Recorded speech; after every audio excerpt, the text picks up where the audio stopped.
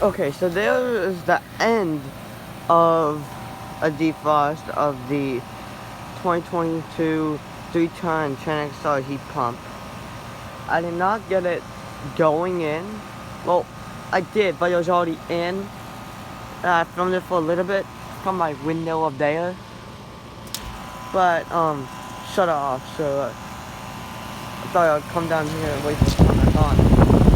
So, yeah, so there's the end of it.